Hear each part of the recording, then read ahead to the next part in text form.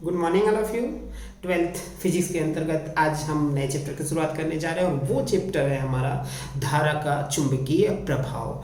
धारा का चुंबकीय प्रभाव क्या होता है, तो इसकी व्याख्या जो है वो ऑस्टेड नामक वैज्ञानिक ने दी थी। ऑस्टेड ने सर्वप्रथम ये बताया कि कोई भी चालक तार हो, अगर उसमें हम धारा प्रवाहित करते हैं तो उसके चारों ओर एक चुंबकीय क्षेत्र उत्पन्न हो जाता है। तो चूंकि धारा के कारण किसी चालक के चारों ओर चुंबकीय क्षेत्र उत्पन्न हो जाता है, तो इस घटना को नाम दिया गया धारा का चुंबकीय प्रभाव। किंतु धारा का जो चुंबकीय प्रभाव उत्पन्न होगा, जो चुंबकीय क्षेत्र उत्पन्न होगा, उसका परिमाण क्या होगा, उसका मैग्नीट्यूड क्या होगा, ये अब पता लगाने के लिए हम चलते हैं आज स्टडी करने के लिए बायो सेवर्ट का नियम। तो बायो सेवर्ट का नियम क्या है? बायो सेवर्ट का नियम। तो बायो सेवर्ट ने अपने नियम को देने से पहले कुछ कंडीशंस अप्लाई किए थे, जिन कंडीशंस को मैं बात करने जा रहा हूँ कि बायो सेवर्ट के अकॉर्डिंग अगर कोई चालक तार है और अगर हम उसमें धारा प्रवाहित करते हैं, तो जैसा कि ऑस्टेड ने बताया था कि इसके चारों ओर एक समान चुंबकीय क्षेत्र उत्पन्न हो जाता है। उस चुंबकीय क्षेत्र की जो तीव्रता होगी वो एनालिसिस होगा बायो सेवर्ट के नियम से। तो उसने एक अल्पांश लिया था ए और बी। तो इस अल्पांश के कारण किसी बिंदु P पर मान लेते हैं कि ये एक बिंदु P है जिस पर हमको तीव्रता का एनालिसिस करना है, और इस अल्पांश की जो लंबाई है वो मान लेते हैं हम dl है।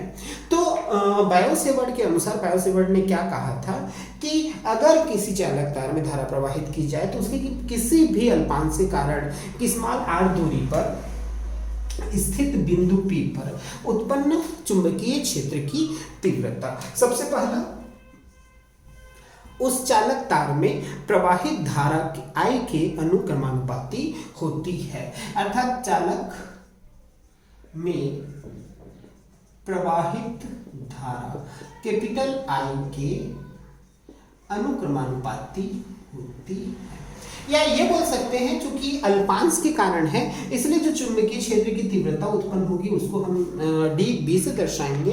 तो dB जो होगा वो I के प्रोपोर्शनल हो जाएगा। ये बोलना चाह रहा है कि कहने का मतलब जितना ज्यादा धारा हम प्रवाहित करेंगे उतना ही ज्यादा चुंबकीय क्षेत्र उत्पन्न होगा। तो ये बायो सेवर्ट का कथन था कि चालक तार में प्रवाहित धारा सदैव उत्पन्न चुंबकीय क्षेत्र की तीव्रता या चुंबकीय क्षेत्र की तीव्रता जो है वो प्रवाहित धारा के अनुक्रमानुपाती होती है। दूसरा होगा कि अल्पांश की लंबाई जितनी अधिक होगी चुंबकीय क्षेत्र की तीव्रता का मान उतना ही अधिक होगा, या ये बोला जा सकता है कि अल्पांश हमने यहाँ dl सिलेक्ट किया है, तो अल्पांश dl की लंबाई के अनुक्रमानुपाती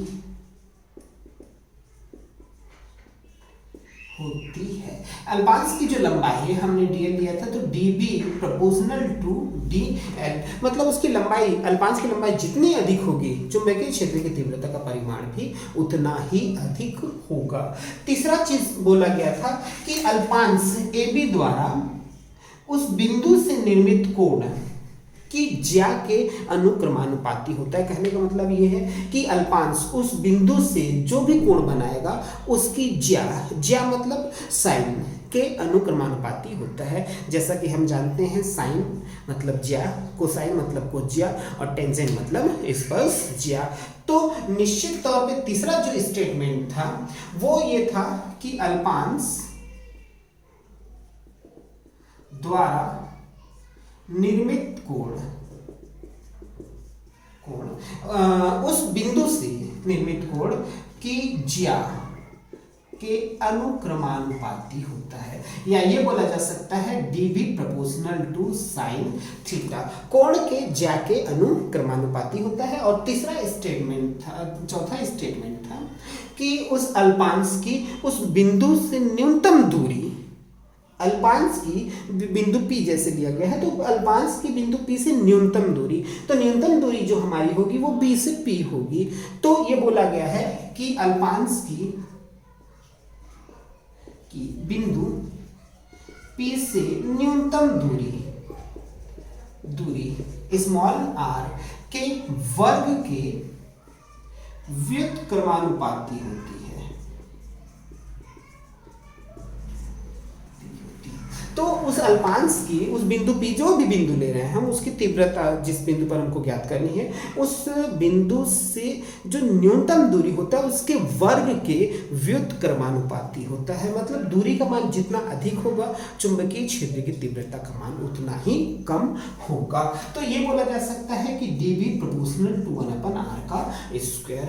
अगर मैं चारों नियमों की बात करूं, चारों सिस्टम की बात करूं, तो उन एक साथ मिलाए जाने पर उपरोक्त नियमों से dB proportional to ideal sine theta अपन r का स्क्वायर। जैसे ही प्रोपोर्शनल चिन्ह हम हटाते हैं, एक कांस्टेंट जुड़ता है capital K, ideal sine theta अपन r का स्क्वायर।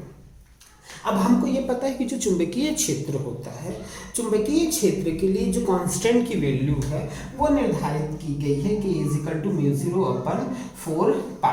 तो इसके अकॉर्डिंग dB का जो मान हो जाता है वो निकल कर आता है 0/4π आइडियल साइन थीटा अपन r का स्क्वायर।